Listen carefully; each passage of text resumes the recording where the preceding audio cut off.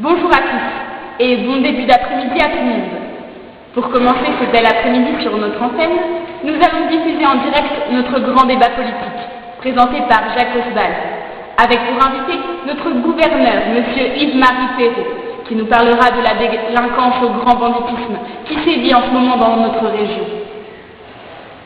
En milieu d'après-midi, nous diffuserons le match de football qui oppose le FC Chamonix à l'Olympique de Verneuil. Pour finir, nous enchaînerons sur votre feuilleton policier, Lost on the Beach. Et maintenant, place à Jacques Osbal pour le grand débat avec Monsieur le gouverneur Yves-Marie Perrault.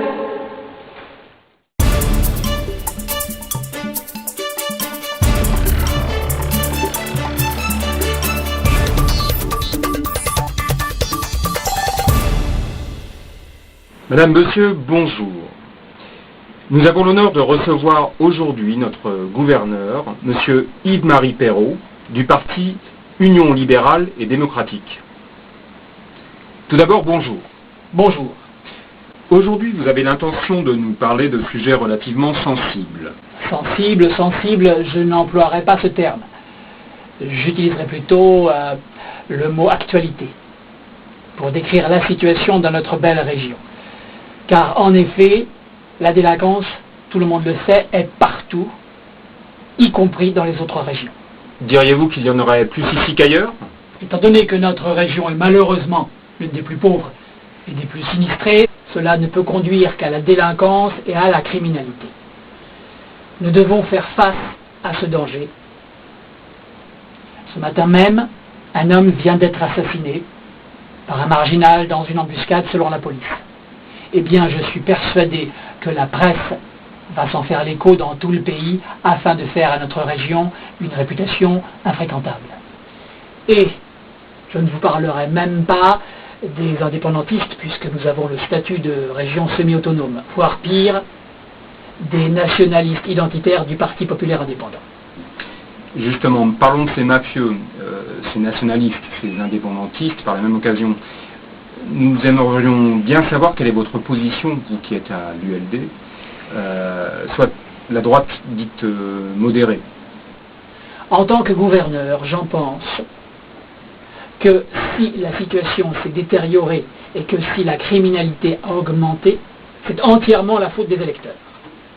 En effet, lors de la dernière coalition avec le PCM, le Parti communiste meulois, la situation en matière de criminalité s'est tellement détériorée qu'aux dernières élections, nous en sommes arrivés à une triangulaire avec le PS, l'ULD, dont je suis le vice-président, et le PPI, qui propose toujours les mêmes solutions.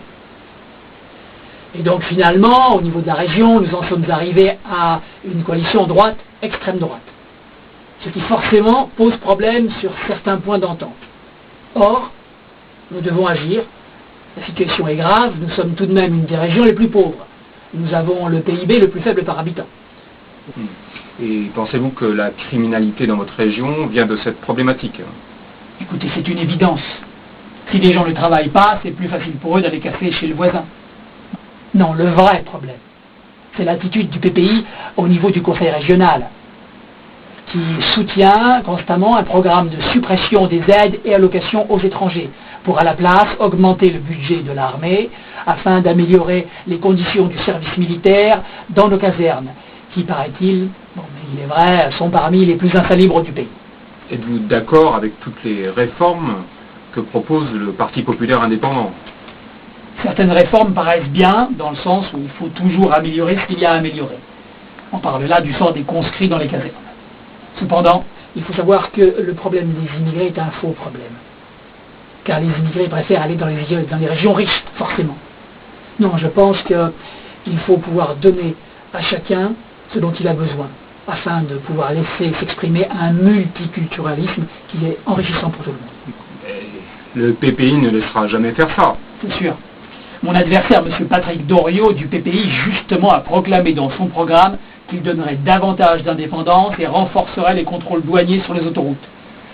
Il est vrai que nous ne sommes pas sur cette ligne. Et que penseriez-vous de faire coalition avec le DC? Il est vrai que démocratie chrétienne correspond tout à fait à nos valeurs chrétiennes sur le fond.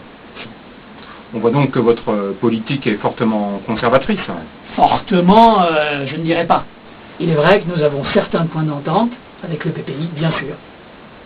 Mais sur le fond, nous restons un parti de droite modéré, libéral, avec un ancrage chrétien très, très profond qui remonte à loin dans notre parti. Bien, mais vous nous parlez de criminalité, vous nous parlez d'attachement à la religion,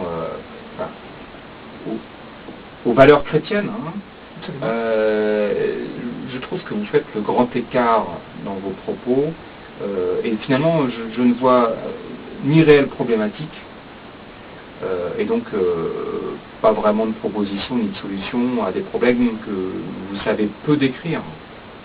Écoutez, nous avons un programme sur 3 points essentiels, dont nous avons beaucoup parlé, que je vais répéter, et qui, je pense, fondent notre originalité par rapport au PPI.